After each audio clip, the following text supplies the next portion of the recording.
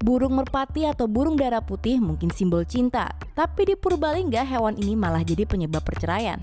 Pengadilan Agama di Kota Purbalingga, Jawa Tengah melaporkan bahwa kantornya sudah menerima 90 kasus perceraian di bulan Juli 2017.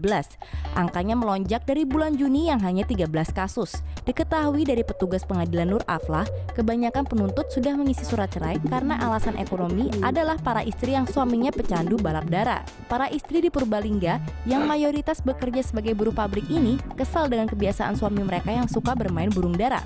Istri-istri ini mengisi surat cerai karena cemburu dengan keintiman antara suami dengan burung daranya ketimbang dengan sang istri. Bahkan para suami ini lebih asyik bermain dengan burung daranya hingga tidak punya waktu dengan keluarga. Perlu diketahui bahwa di Purbalingga kebanyakan buruh wanita yang bekerja di pabrik memiliki suami pengangguran. Kebanyakan suaminya itu berakhir menjadi pilot. Di sini bukan pilot pesawat ya, tapi pilot di balap burung. Sebenarnya suami juga memberikan uang dari hasil judi balap burung, tapi mereka lebih sering meminta uang kepada istri untuk membeli rokok. Itulah yang menjadi alasan para istri di Purbalingga memilih untuk mengakhiri pernikahannya. Ya, mau bagaimana lagi? Tomo News, channel berita terunik dan terlengkap masa kini. Subscribe yuk!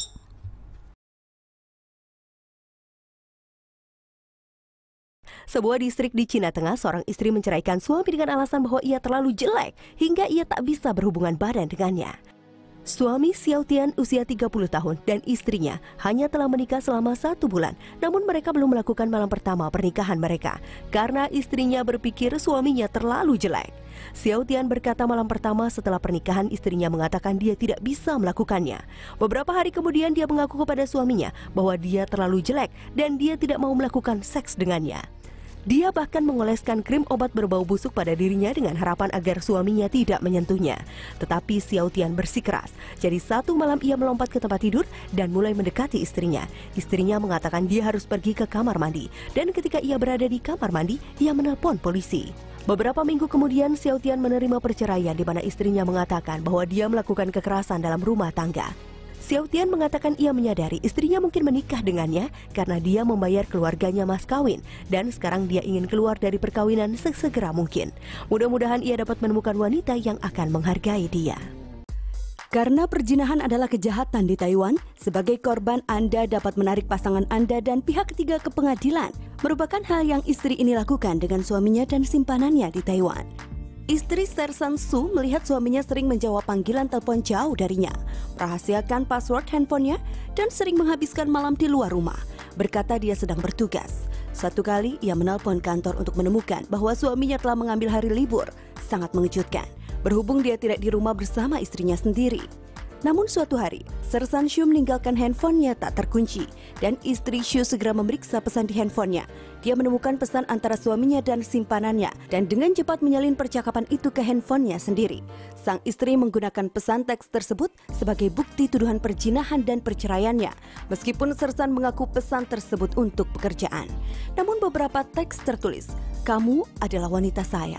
Dan saya dapat meniduri kamu kapanpun yang aku mau. Biarkan dunia tahu. Atau apakah kamu ingin memakanku?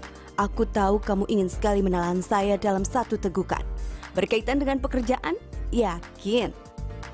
Seorang hakim telah memberikan perceraian dan mendenda suami dan simpanannya sebesar $18.000 Amerika untuk tuduhan kejahatan. Suami dan istri berdebat dan bercerai pada malam pernikahan mereka. Pasangan ini di Taiwan memesan resepsi pernikahan dan perjamuan di W Hotel dan mengundang teman-teman dan keluarga. Pasangan telah membuat deposit untuk acara. Tapi pada akhir malam ketika manajer pernikahan bertanya kepada mereka tentang sisa pembayaran, pasangan memberitahunya mereka akan menyelesaikan di pagi hari. Sayangnya di pagi hari staf hotel menemukan bahwa pasangan telah menghilang. Hotel menelepon berkali-kali, namun tak terjawab dan 6 bulan kemudian W Hotel menuntut pasangan untuk pelanggaran kontrak. Ketika pengadilan tiba, hanya istri yang muncul di pengadilan. Dia menjelaskan bahwa dia pikir suaminya telah membayar pesta pernikahan. Ia juga menambahkan bahwa dia dan suaminya berdebat pada malam itu dan sekarang hidup terpisah. Suami akhirnya ditemukan dan pasangan menuntaskan masalah dengan W Hotel. Mereka akan membayar tagihan jika hotel menarik tuntutan terhadap mereka. Untuk pasangan, mereka belum bercerai secara resmi. tetapi mereka belum berupaya untuk membenahi pernikahan mereka. Seorang wanita cerai dengan suami yang ia pacari saat masih menjadi muridnya. Pernah mendengar tentang pasangan asal Seattle, Mary Kay dan Philip Walau? Nah, inilah cerita singkat mereka. Saat itu adalah tahun 1995. Wanita berumur 34 tahun dan pacarnya berumur 12 tahun. Dia adalah guru kelas 6 SD. Mereka berhubungan intim dan dia hamil. Dia dipenjara dan dilarang menghubunginya, tapi mereka berhubungan lagi pada tahun 1997. Dia hamil lagi dan kembali dimasukkan ke penjara. Anak-anak mereka dilahirkan pada tahun 1997 dan 1998.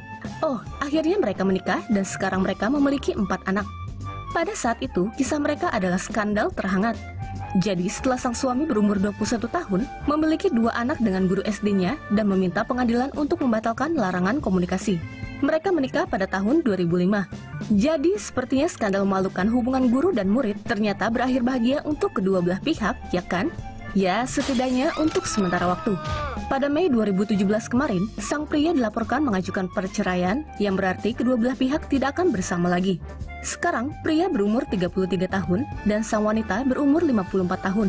Kini tidak ada yang tahu apa yang akan terjadi pada mereka berdua.